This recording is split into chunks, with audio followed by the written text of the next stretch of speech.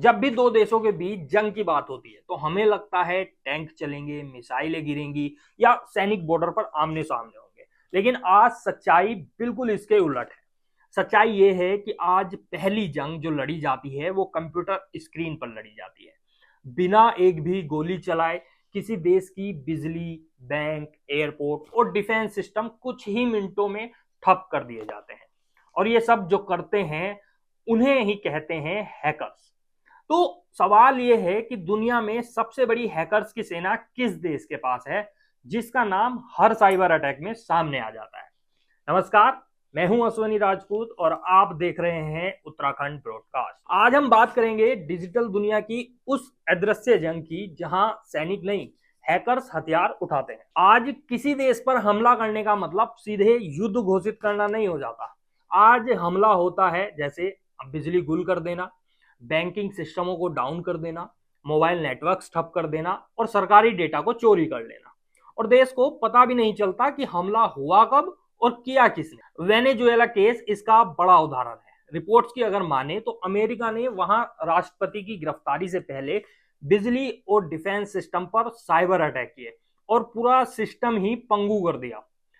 अब यहां यह समझना जरूरी है कि हैकर्स कहते किसे हैं, क्योंकि हर हैकर अपराधी नहीं होता। एक होते हैं ब्लैक हैट हैकर्स जिनका काम गैर कानूनी और चोरी और रैंसमवेयर फ्रॉड होता है। दूसरे होते हैं white hat ethical hackers, system की सुरक्षा ये लोग बढ़ाते हैं, साथ ही सरकार और कंपनियों के लिए काम करते हैं। तीसरा होता है ग्रे हैट हैकर्स। ये कहीं ना कहीं इनके दोनों के बीच की लाइन होते हैं, कभी सही होते हैं कभी गलत होते हैं। जब हम कहते हैं सबसे ज्यादा हैकर्स तो ज्यादातर बात जो होती है वो black hat plus state sponsored जो हैकर्स होते हैं उनकी होती है। हैकिंग की दुनिया में अगर किसी एक देश का नाम जो सबसे ऊपर लिया जाता है तो वो है चीन। चीन पर लंबे समय से स्टेट स्पॉन्सर्ड जो साइबर यूनिट्स के जरिए हैकिंग कराना, इंडस्ट्रियल स्पाइंग और डिफेंस व एडवांस टेक्नोलॉजी से जुड़ा डेटा चुराने जैसे गंभीर आरोप लगते रहे हैं। अमेरिका, यूरोप, जापान कई बार यह आरोप लगा चुके हैं कि चीन हैकर्स ने उनके सरकारी नेटवर्क, रिसर्च लैब और बड़ी बड़ी मल्टीनेशनल कंपनियों के संवेदनशील डेटा को निशाना बनाया है। हालांकि चीन लगातार इन सभी आरोपों से इनकार करता रहा है, लेकिन इसके बावजूद लगभग हर बड़ी और प्रतिष्ठित साइबर सिक्योरिटी रिपोर्ट में चीन का नाम टॉप साइबर एक्टिविटी वाले देशों की सूची में जरूर शामिल रहता है। इसी क्रम में जो दूसरे नंबर पर जिस देश का नाम सबसे ज्यादा चर्चा में रहता है वो है रूस। जी हाँ, रूस पर दुनिया भर में रैंसमवेयर अटैक्स और बैंकिंग ट्रोजन, डेटा चोरी और यहां तक कि दूसरे देशों के चुनाव में साइबर दखल के आरोप लगते रहे हैं। कई अंतरराष्ट्रीय साइबर सिक्योरिटी एजेंसियों का दावा है कि दुनिया के सबसे खतरनाक और संगठित रैंसमवेयर गैंग्स रूसी भाषी और अंडरग्राउंड नेटवर्क से जुड़े हुए हैं। इन ग्रुप्स पर बड़े कॉरपोरेट सिस्टम, बैंकिंग नेटवर्क और सरकारी संस्थानों को निशाना बनाने के आरोप हैं। अक्सर यह भी कहा जाता है कि जब तक इन साइबर हमलों का सीधा असर रूस के अंदर नहीं पड़ता तब तक इन हैकर ग्रुप्स पर कोई सख्त कार्यवाही नहीं होती। इसी वजह से रूस का नाम वैश्विक साइबर अपराध की चर्चा में लगातार बना रहता है।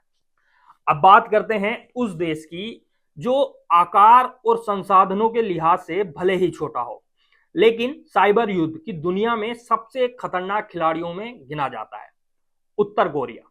सीमित इंटरनेट एक्सेस, कमजोर अर्थव्यवस्था और कड़े प्रतिबंधों के बावजूद उत्तर कोरिया ने साइबर स्पेस को अपने सबसे बड़े हथियार के तौर पर अपनाया है। इस देश पर क्रिप्टो एक्सचेंज हैक, अरबों डॉलर की क्रिप्टो करेंसी चोरी और सरकार के लिए फंड जुटाने के मकसद से साइबर हमले करने के गंभीर आरोप लगते रहे हैं। उत्तर कोरिया से जुड़े लेजरस ग्रुप जैसे कुख्यात हैकर ग्रुप्स पर दुनिया के कई बड़े क्रिप्टो हैकर्स और हाई प्रोफाइल साइबर अटैक्स का आरोप है। कहा जाता है कि ये ग्रुप्स सीधे तौर पर सरकार के लिए काम करते हैं और अंतर्राष्ट्रीय प्रतिबंधों के बीच देश की अर्थव्यवस्था को सहारा देने के लिए साइबर चोरी को हथियार बनाते हैं। खास बात यह है कि कम संसाधन और सीमित इंटरनेट होने के बावजूद इनके टारगेट हमेशा हाई वैल्यू और ग्लोबल लेवल के ही होते हैं। यही वजह है कि उत्तर कोरिया को आज साइबर वॉर का सबसे अप्रत्याशित और खतरनाक खिलाड़ी माना जाता है। इसके बाद जो आगे है वो है अमेरिका, सबसे बड़ा डिजिटल प्लेयर। अमेरिका का मामला बाकी देशों से थोड़ा सा अलग और ज्यादा जटिल है। दुनिया में सबसे ज्यादा इंटरनेट यूजर्स, सबसे बड़ी टेक कंपनियां और सबसे अधिक एथिकल हैकर्स अमेरिका में ही माने जाते हैं। गूगल, माइक्रोसॉफ्ट, एप्पल जैसी दिग्गज कंपनियों की मौजूदगी के कारण अमेरिका डिजिटल दुनिया का केंद्र बन चुका है। इसी वजह से अमेरिका साइबर हमलों का सबसे बड़ा टारगेट भी है और साथ ही साइबर ऑपरेशंस को अंजाम देने वाले देशों में भी सबसे आगे अमेरिका ही माना जाता है। अमेरिका की एजेंसियां जैसे एनएसए, नेशनल सिक्योरिटी एजेंसी, और यूएस साइबर कमांड को दुनिया की सबसे एडवांस और ताकतवर साइबर यूनिट्स में गिना जाता है। ये न सिर्फ देश की डिजिटल सुरक्षा संभालती है, बल्कि जरूरत पड़ने पर आक्रामक साइबर रणनीतियों पर भी काम करती है। यही कारण है कि अमेरिका साइबर वॉरफेयर में केवल बचाव करने वाला देश नहीं, बल्कि डिजिटल युद्ध का बड़ा खिलाड़ी और गेम चेंजर भी माना जाता है। अब नेक्स्ट बात करते हैं भारत, उभरता हुआ साइबर पावर। भारत तेजी से साइबर दुनिया में एक मजबूत शक्ति के रूप में उभर रहा है। देश में लाखों आईटी प्रोफेशनल्स, एथिकल हैकिंग में बढ़ती विशेषज्ञता और तेजी से बढ़ते साइबर सिक्योरिटी स्टार्टअप्स भारत को ग्लोबल डिजिटल मैप पर आगे ला रहे हैं। आज भारत न केवल सॉफ्टवेयर और आईटी सर्विसेज का हब है, बल्कि साइबर सुरक्षा के क्षेत्र में भी नई क्षमताएं विकसित कर रहा है। लेकिन इस तेज डिजिटल ग्रोथ के साथ चुनौतियां भी बढ़ी हैं। ऑनलाइन फ्रॉड, फिशिंग और सोशल इंजीनियरिंग जैसे साइबर अपराध के मामलों में लगातार इजाफा हो रहा है, जैसा कि आप सुनते भी रहते होंगे। भारत के लिए सबसे बड़ी चुनौती जो है वो आम लोगों में साइबर जागरूकता बढ़ाना और साइबर कानून का सख्ती व सही तरीके से लागू होना। अगर इन मोर्चों पर मजबूती आती है तो भारत आने वाले समय में न सिर्फ एक आईटी हब बल्कि एक बड़ा साइबर पावर बन सकता है। तो अब सवाल आता है कि आखिर सबसे ज्यादा हैकर्स किस देश के पास है। सच तो यह है, कोई आधिकारिक आंकड़ा मौजूद ही नहीं है, क्योंकि साइबर हमले जो होते हैं वो एक तो गुप्त होते हैं, लोकेशन छुपाई जाती है, वीपीएन और प्रॉक्सी का इस्तेमाल होता है।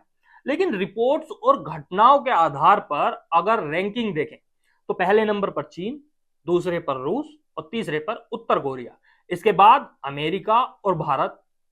तो आज की दुनिया में सुपर पावर वही है जिसकी साइबर ताकत सबसे मजबूत हो, क्योंकि असली जंग बॉर्डर पर नहीं, आपके मोबाइल और कंप्यूटर पर लड़ी जाएगी। अगर आपको ये वीडियो जानकारी से भरपूर लगा है तो लाइक कर दें, शेयर कर दें, कमेंट करें कि आपको कौन सा देश सबसे ज्यादा खतरनाक लगता है। और ऐसे ही डिजिटल दुनिया की असली सच्चाई जानने के लिए उत्तराखंड ब्रॉडकास्ट को सब्सक्राइब जरूर करें। धन्यवाद।